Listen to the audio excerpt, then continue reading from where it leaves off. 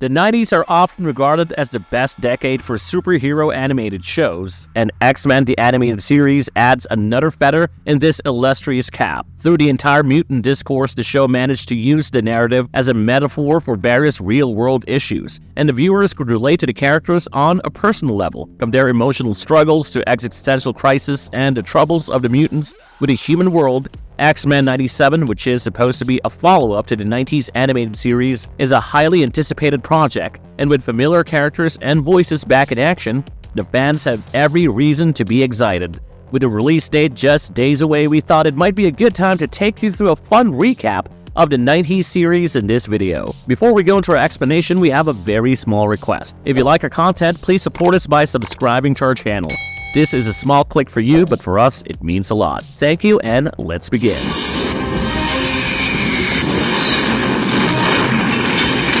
Season 1, Promising Beginnings. The first season of X-Men the Animated Series started off on a promising note.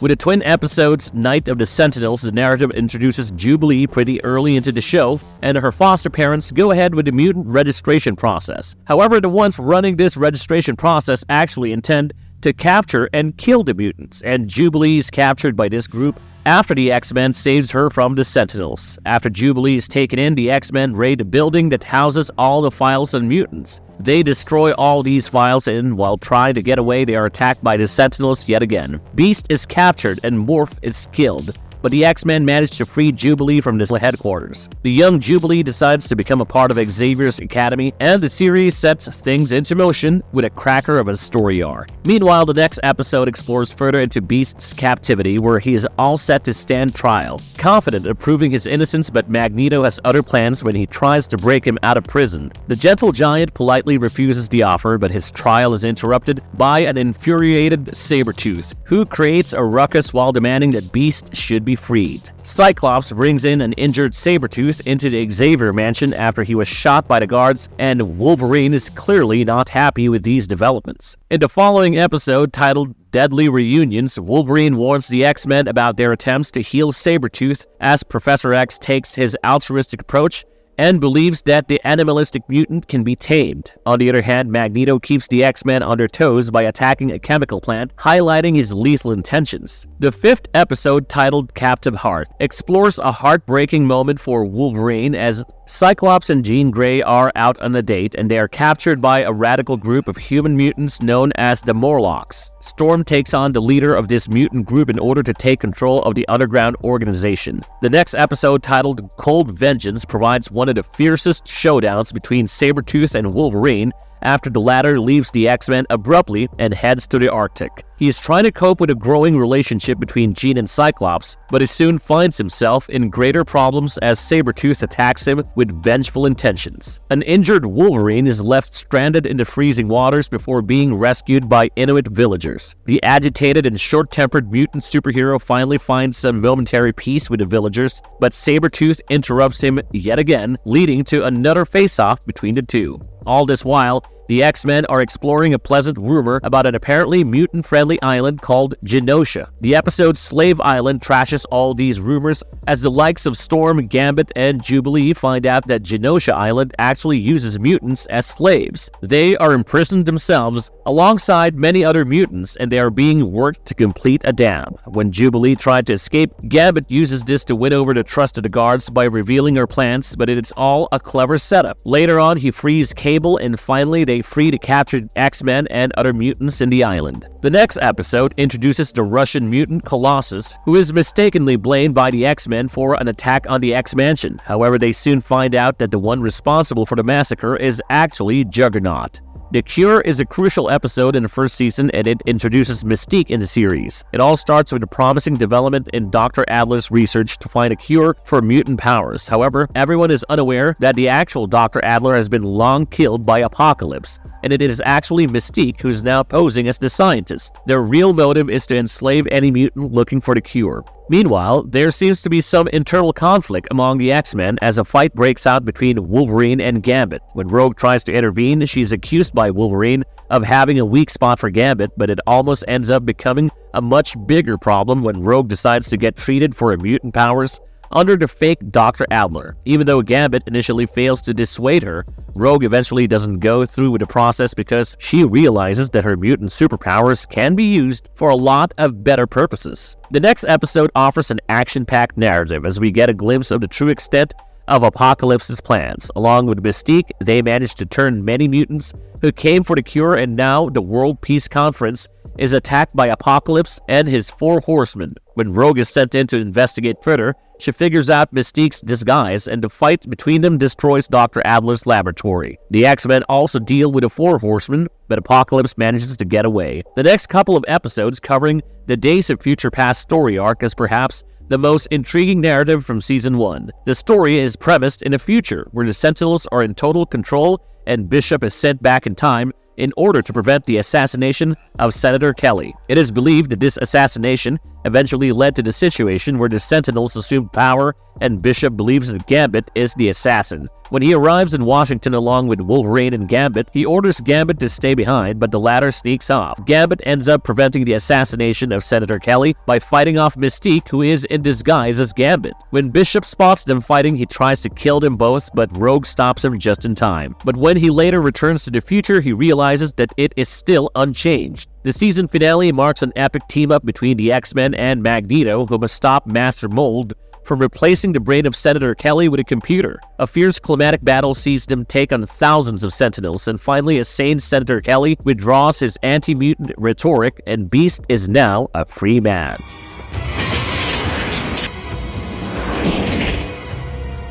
Season 2, The X-Men without Professor X. The second season brought up a special challenge for the X-Men, who now have to deal with Professor X's absence after he and Magneto are lost into Savage Land. New problems keep coming up for the mutant superheroes to resolve, and the first story arc titled Till Dead Do Us Part tackles a crucial one. Scott and Jean Grey finally get married, but their union is soon mellowed by a cunning scheme of Mr. Sinister. He uses a troubled shape-shifting mutant named Morph to pose various troubles for the X-Men. Morph struggles to deal with his split personality, and his evil side constantly shapeshifts into various X-Men mutants at various times to create chaos and confusion among them. Meanwhile, Scott and Jean's honeymoon is interrupted when they are kidnapped by Mr. Sinister and his gang. Previously, Morph has successfully created a rift between X-Men members, but they get over it after Wolverine identifies him as an imposter when he was posing as Professor X. They head out to rescue them from Mr. Sinister, while we get a brief glimpse of Professor X and Magneto trapped in an avalanche in Antarctica. The story following the first couple of episodes seems to run parallel to each other. On one hand, we have the X-Men and their adventures, while on the other hand, Professor X and Magneto have their own experiences. The next episode delves into Wolverine confronting Morph and trying to convince him to return to the X-Men. However, he soon realizes that Morph needs time away from everyone to sort out his psychological issues. Meanwhile, Rogue and Storm take on the Shadow King, who has managed to lure Storm to her home in Mount Kilimanjaro. Professor X and Magneto come across a mysterious rainforest after getting out of the avalanche, and here, their mutant powers are not working like before. The following episode, called Red Dawn, deals with Duo trying to stay alive in a land that has dinosaurs and other threats. On the X-Men front, they have a new crisis to handle when the Russian mutant Colossus seeks their help to take down Omega Red. The lethal killer has been brought back by 3 corrupt Russian generals. Jubilee goes with Colossus while leaving a note for the X-Men, but by the time they arrive in Russia, Omega Red has already destroyed the hometown of Colossus. When Wolverine comes across Jubilee's note, he rushes to Russia, and together the mutants fight Omega Red, who is nearly indestructible. Finally, with the help of a Russian mutant named Darkster, the X-Men manage to freeze Omega Red in a block of ice, and Colossus decides to stay back to help in rebuilding Russia following the massacre. The next episode, called Repo Man, offers a sneak peek into Wolverine's past after he is lured into a trap and captured by Vindicator and the Alpha Flight Team, which is a superhero group like the Avengers. We get to see how Wolverine was administered the adamantium injections back in the day, and how he was nursed back to health by a woman named Hazard. He was then recruited for Alpha Flight, but later he defected to the X-Men. Now the leader of the group wants to use Wolverine to replicate the adamantium injections for other test subjects. When they fail to do so, the general of Alpha Flight and Vindicator intend to remove his skeleton from his body and examine it. However, such intentions alienate some members of Alpha Flight, including Heather, who resign immediately. They help in freeing Wolverine, who lets the Vindicator go with a dire warning that their next meeting would be fatal. The episode also shows how the X-Men are still looking for Professor X, but even the Cerebro computer is unable to shed light on his location. The episode called Externally Yours elaborates on the struggles of Gambit in his past after he is tricked by his ex-fiancée Belladonna to return to his southern roots. It is revealed that she still wants to get married to him, but the X-Men find out about his troubles and come after him. Finally, her deception is unveiled and she is stripped of her powers. This episode also finally offers some explanation for Savage Land, as we see Magneto and Professor X struggling for survival among the mutates living there. As it turns out, Magneto had created the mutates who live in Savage Land, but the duo are yet to figure out a way to get out of there. Remember when Bishop traveled back in time to prevent Senator Kelly from being assassinated? Once again, in the future timeline, Cable finds out that the world as he knows it doesn't exist because of Bishop's intervention. Bishop intended to stop a deadly plague started by Apocalypse, which was used by terrorist groups to further the anti-mutant rhetoric. Much to his distress, Cable realizes that his only chance to prevent all the X-Men from being killed is to team up with Apocalypse and save his timeline. In this story arc called Time Fugitives, Cable tries to stop Bishop in order to save his world. They both clash for their respective futures, but Cable finally comes up with the idea of letting Wolverine get infected by the virus. His antibodies create a permanent cure and Apocalypse is prevented from having his way. Both Bishop and Cable's timelines are secure, and it is the best possible ending that they could expect. The series then moves on to Rogue's origins, as we get to see how she was taken in and raised by Mystique after she ran away from her abusive father. We also discover her ties with Ms. Marvel, where she absorbed her powers and consciousness after being sent to attack her by Mystique. Now, Ms. Marvel's suppressed consciousness is slowly breaking free due to the prolonged absence of Professor X, and her consciousness is starting to fight Rogue over the control of her body. Jean Grey uses the Cerebro to help Rogue, but she is also saddened by Ms. Marvel's fate. Mystique also tries to reunite with her adoptive daughter, but Rogue refuses, blaming Mystique for turning her into a killer. The next episode, Beauty and the Beast, is a classic love story, interrupted by mutant hatred among certain individuals. Beast falls in love with his blind patient Carly, but her father loathes mutants and conspires to get Beast fired from the hospital. He is also attacked by an anti-mutant group called the Friends of Humanity, and Wolverine blends in among them as one of the extremists to teach them a lesson. Here, Wolverine encounters Graydon Creed and realizes that he is the son of Sabretooth. When Carly is kidnapped by the Friends of Humanity,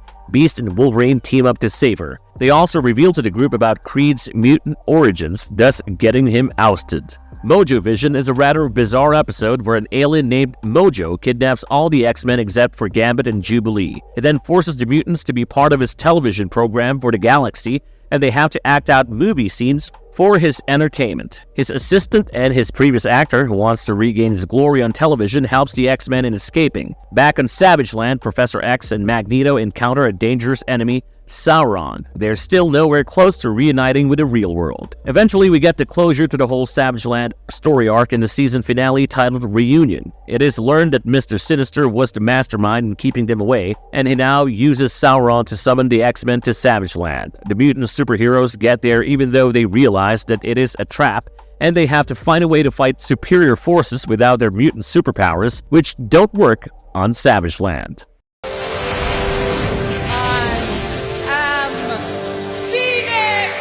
Season 3, The Phoenix Saga Era. The third season of X-Men, the animated series, is popularly known for the 5-episode Phoenix Saga story arc, but there were some other interesting episodes as well. The season begins with a blast from Wolverine's past as one of his ex-girlfriends named Yuriko lures him into the Morlocks tunnels. Luckily for Wolverine, he has some backup in the form of Gambit and Jubilee, and soon it is revealed that an alien force is involved in the scheme of things. Yuriko wants revenge for her father's death, who happened to be the same person responsible for Wolverine's adamantium injections. Meanwhile, the alien power Spirit Drinker is unleashed after the Shi'ar vessel is opened. It absorbs the spirits of Jubilee, the Morlocks, and even Yuriko, and the X-Men fight back along with Professor Xavier to defeat the alien menace. The next 5 episodes deal with the Phoenix Saga story arc. It all starts with the alien race Shi'ar emissary Eric the Red taking over a space station. Professor X is alerted about the danger through his psychic visions, and he sends in the X-Men to investigate further. In the process,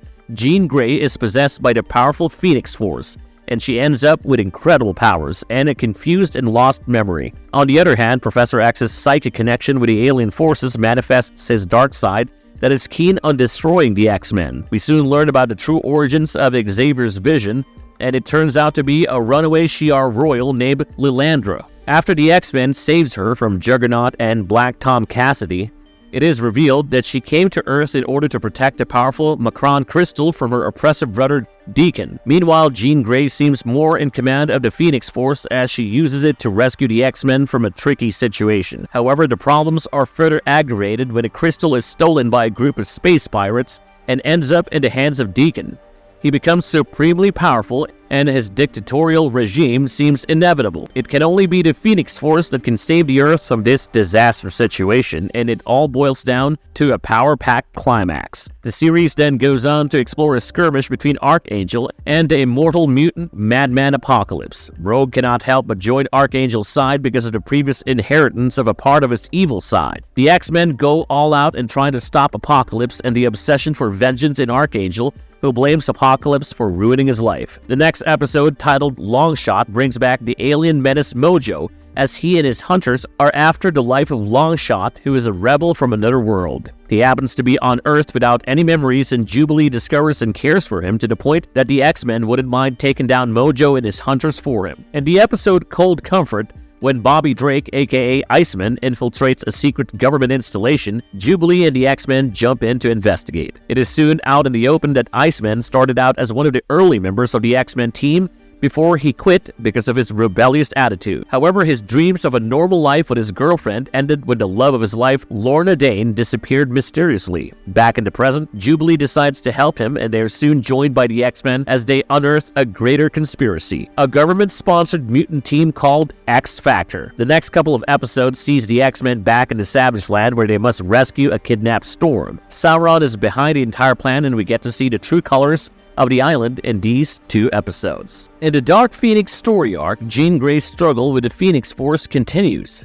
She is still possessed by the Phoenix and starts to lose control over her actions. In this situation, the Inner Circle Club make Jason Wingard create a new history in her mind. While saving a mutant club singer named Dazzler from the Inner Circle Club, Cyclops and the X-Men also get involved. Meanwhile, Professor X and Emma Frost try their best to regain psychic control of Jean Grey, and the Inner Circle members discuss the options with their prisoners, the X-Men. The situation further complicates when the Phoenix Force turns against both the X-Men and the Inner Circle. The X-Men are no match for the Phoenix and are defeated when they try to fight over the control of Jean's body. Back in Shi'ar, Lilandra, who was previously helped by the X-Men, orders death for the Dark Phoenix by causing widespread destruction. In a gritty trial of combat to gain control over Jean Grey, the X-Men are pitted against the Shi'ar Imperial Guard, and finally, after a nail-biting climax, this situation is resolved. The X-Men's tryst with Shi'ar continues, and this time Cyclops finds out in the episode Orphan's End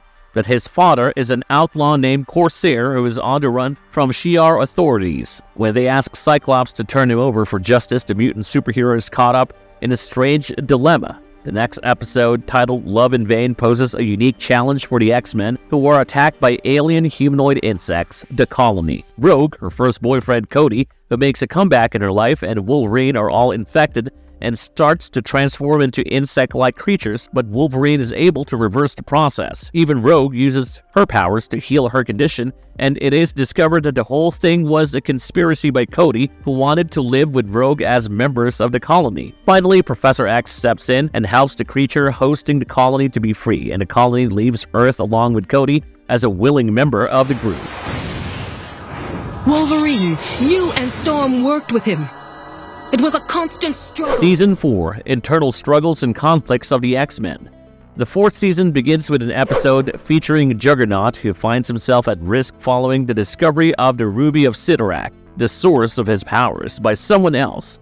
Now he has to face an opposition capable of the same thing as Juggernaut. The next episode brings back Omega Red, who had been previously frozen into ice by the X-Men. This time around, he has been brought back for a critical mission, where he must dive 2 miles into the ocean and handle a toxic Russian nuclear submarine that is disabled and threatens to destroy Hawaii. The deadly supervillain now has a chance at redemption, or does he? The Sanctuary story arc starts off with Magneto planning to transfer all mutants to an asteroid where they could live peacefully without human interference. Unfortunately for him, he is tricked by Fabian Cortez, who puts him into an escape pod and takes control of the asteroid. He also launches missiles at Earth, but Magneto is able to fight back just in time to destroy the asteroid and the missiles launch. The next episode, titled Xavier Remembers, takes you through the harrowing experience of Professor X after he suffers a concussion and has a weakened psychic power. The Shadow King takes over his mind and his own consciousness and is trapped on the astral plane, bringing up a tricky situation for the X-Men. In the subsequent story arc, Morph finally rejoins the X-Men, but with a terrorist attack. His welcome party is interrupted as they must all spring into action immediately. Throughout the X-Men animated series, there have been both mutant-hating and human-hating groups, providing a great metaphor for the divisive nature of the real-life human society. The episode titled Secrets Not Long Buried brings in another such group when Cyclops encounters them during his trip to meet an old friend. After his plane crashes, Cyclops finds himself powerless and discovers that his friend is missing. To add to his woes, the town is now run by a militant anti-human group called the Children of the Shadow. The answer to hate is not always love, and Cyclops finds out shortly. The next episode introduces Nightcrawler, the deadly mutant, as he is up against Wolverine. It all starts after Rogue, Gambit, and Wolverine take a skiing trip to Germany. While Rogue and Gambit are cozying up to each other, Wolverine seeks out adventure and explores a local monastery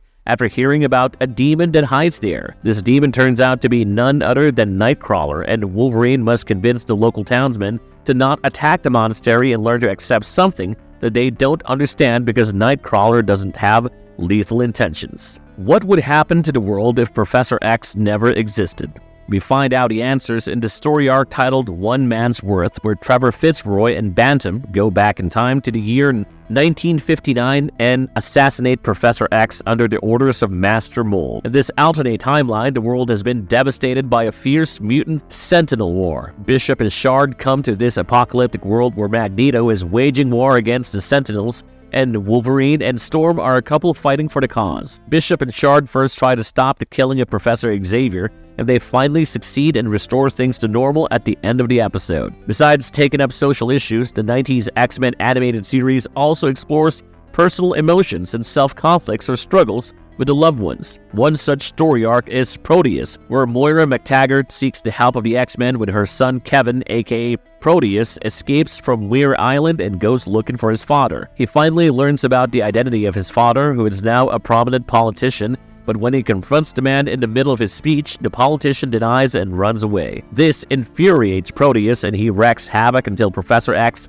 manages to calm him down and convinces him to go back to Weir Island with his mother. The fans of the series wouldn't forget the episode Family Ties because of the super cool moment where Wolverine can be seen morphing into a werewolf. The story takes off as High Evolutionary and his new men capture several members of the X-Men, including Wolverine, along with Magneto, to conduct experiments on them. Magneto turns out to be the father of Scarlet Witch and Quicksilver, and finally the captured mutants are saved by the other members of the X-Men. In Bloodlines, Nightcrawler finds out that his mother, who abandoned him at birth, is in trouble, and he decides to help her out. Jubilee doesn't approve of his decision, but he's too positive an individual to turn down a call for help. It is soon revealed that his real mother is none other than Mystique, and Nightcrawler gets to confront her for her actions. However, when the Friends of Humanity attack, she readily sacrifices herself to save her son, and even though the mutants assume that she is dead, Mystique is later shown to have survived the attack. The next episode, called Lotus and the Steel, is a spiritual journey for Wolverine, who is seeking to leave his fighting days behind. He heads to rural Japan and works with a spiritual teacher named Oku to find himself. However, he realizes that non-violence wouldn't work at times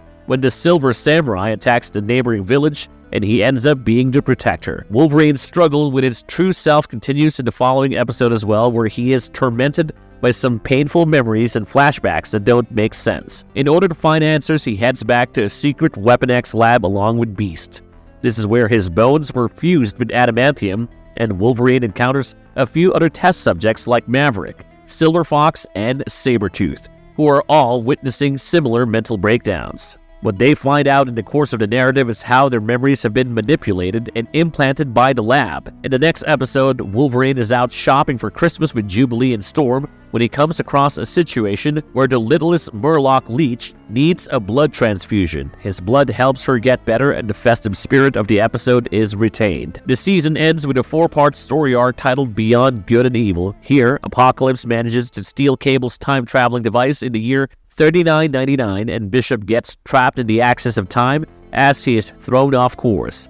Meanwhile, present-day Jean and Scott get married, but their happiness is short-lived as Jean is kidnapped by the Nasty Boys. Meanwhile, Bishop's sister Shard arrives in the present day looking for her brother. Professor X finds out that Apocalypse is capturing psychics for some purpose, and even though Wolverine and Shard are sent to destroy Psylocke, she is still kidnapped by Magneto for Apocalypse. Finally, the X-Men destroy Apocalypse's Lazarus Chamber, and it is revealed that Apocalypse intends to recreate a universe using the psychics. Even Magneto realizes that he was being deceived by Apocalypse, and together with the X-Men, the 4 Horsemen of Apocalypse are finally defeated. No, Hank, don't! Get out of here, Hank!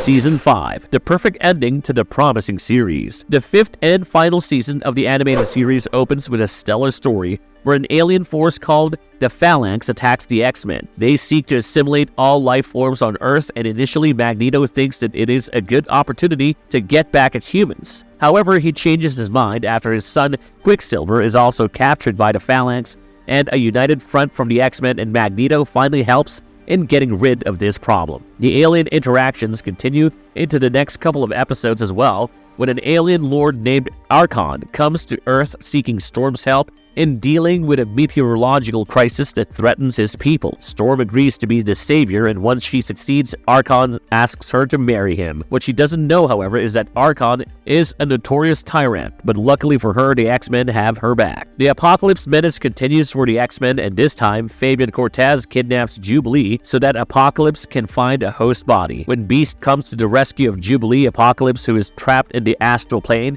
takes over the body of Fabian Cortez instead. The next episode shows more of Jubilee as she gets trapped in a cave along with school children. While she keeps the children calm with various stories, the X-Men come to get them out. Old Soldiers presents a nostalgic story arc where Wolverine and Captain America fight together to break into a Nazi establishment during World War II. The episode titled Hidden Agendas shows Rogue longing for the life led by a fellow mutant named Sam Guthrie. She teaches him how the world works and how mutants don't always get the support that he does. Meanwhile, she must also safeguard him against shady army officials who want to misuse his powers. The second last episode of the show deals with the origin of Mr. Sinister as a tale of mutant experimentation during the Victorian era unfolds. A debate over the next genetic step leads a scientist named Nathaniel Essex to conduct these experiments, and he transforms himself with the DNA of his victims. Can Dr. James Xavier stop him before it is too late? The season finale is an emotional reunion between Magneto and Professor X, the 2 old friends turned foes. After being fatally injured by an energy disruptor, the only way to survive for Professor X seems to be a journey to the Shi'ar Empire. Meanwhile, Magneto has planned a large-scale assault on humanity, but he calls off the attack after learning that his old friend is in a near-death condition. The show ends with a final goodbye between the two, where Professor Xavier leads for Lilandra and Magneto is handed the responsibility of everything that he owns and runs. Will it mark a new beginning for Magneto as a leader of the X-Men? Heads up!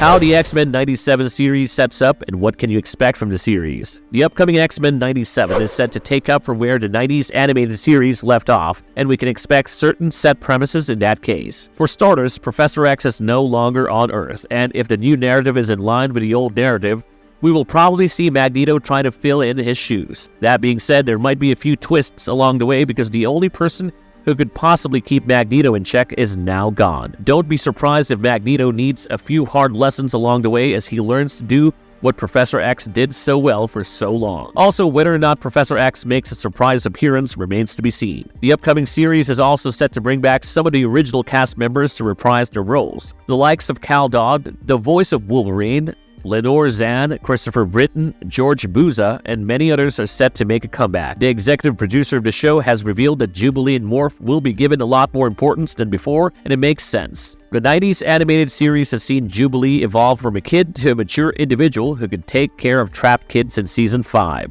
And it is not surprising that she will now be a key member of the X-Men. Morph, too, has been largely absent from the 90s series, and he is too good a character to be ignored. But all that said and done, we expect a new series to maintain the legacy of the original, and we wouldn't be happy without a beginning that goes like this. Previously on X-Men. Don't forget to tell us in the comments below what you're expecting from the upcoming X-Men 97. Do you think that the story will pick up exactly where they left off, and can the makers keep up with the expectations of the fans? Just a few days more and we will finally have the answers. As always, if you like our content, don't forget to leave a like and subscribe to us if you haven't already. Have a good one and be safe. Thanks, everyone.